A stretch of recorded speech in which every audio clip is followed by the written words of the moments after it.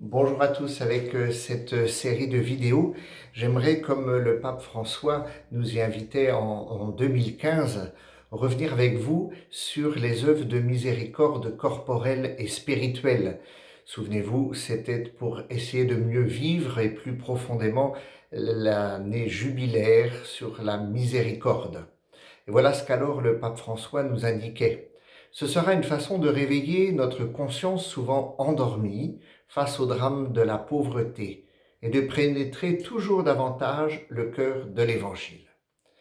Alors nous allons prendre le temps de regarder les racines scripturaires issues donc de l'Écriture sainte, de ces œuvres de miséricorde, avant d'en dresser la liste classique et de l'illustrer grâce à quelques exemples de sainteté.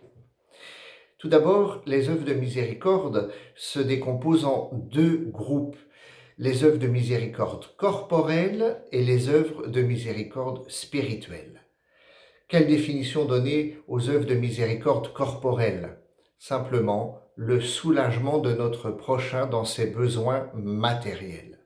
Alors là, bien sûr, nous pouvons citer l'Évangile selon saint Matthieu au chapitre 25, les versets 31 et 46. Dans l'année A, c'est l'Évangile que nous entendons le dernier dimanche, le jour du Christ roi de l'univers.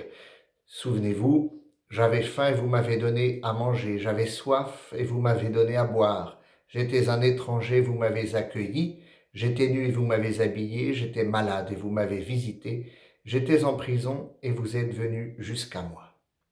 Pouvons lire aussi l'Évangile selon saint Luc dans cette perspective des œuvres de miséricorde corporelle au chapitre 10, versets 33 à 37.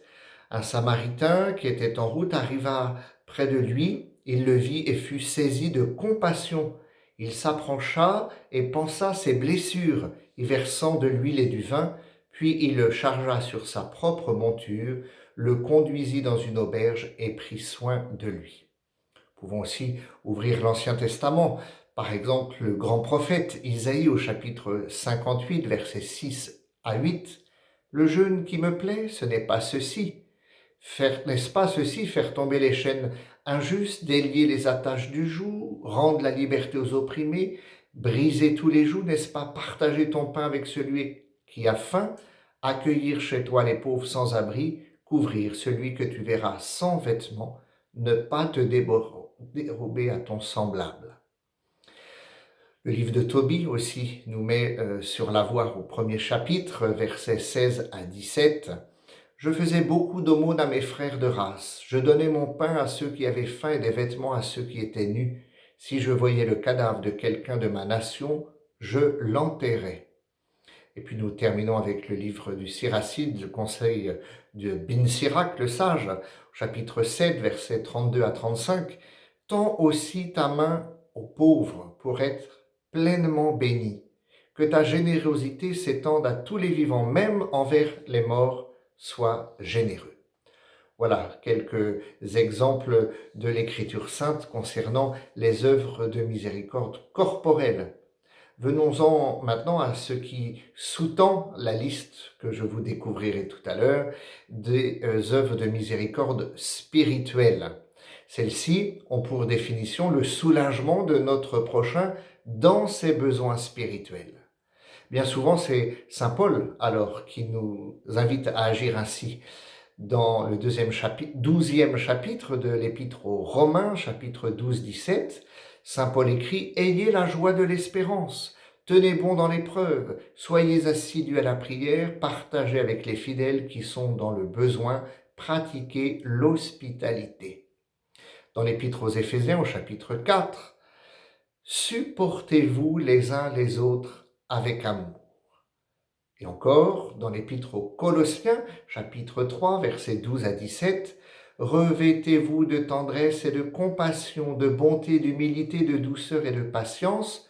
Supportez-vous les uns les autres et pardonnez-vous mutuellement si vous avez des reproches à vous faire. » Ou encore, dans la deuxième lettre à Timothée, « Interviens à temps et à contre-temps, dénonce le mal, fais des reproches, encourage, toujours avec patience et souci d'instruire. » Voilà, la systématisation des œuvres de miséricorde, tant corporelles que spirituelles, est l'héritage du très riche enseignement des pères de l'Église, en particulier de saint Irénée. Les grands théologiens ensuite du siècle de Saint-Louis, le XIIIe siècle, et à la fin du Moyen-Âge, ont beaucoup apprécié pour l'ensemble de la théologie les séries septénaires, sur le modèle des 7 jours de la semaine, de la création, des 7 demandes du Notre Père. Ils ont dressé alors la liste des 7 sacrements, des 7 dons du Saint-Esprit, des 7 vertus, des 7 paroles du Christ en croix, etc., des 7 péchés capitaux. Ils ont donc souhaité systématiser l'enseignement biblique scripturaire sur les œuvres de miséricorde.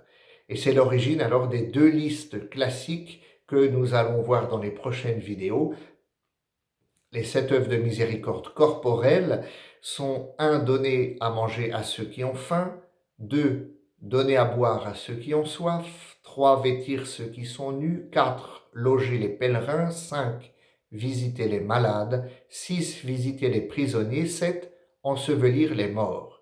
Et les 7 œuvres de miséricorde spirituelle sont conseiller ceux qui doutent en premier, deuxièmement enseigner ceux qui sont ignorants, troisièmement réprimander les pécheurs, quatrièmement consoler les affligés, cinquièmement pardonner les offenses, sixièmement supporter patiemment les personnes importunes, septièmement prier Dieu pour les vivants et pour les morts.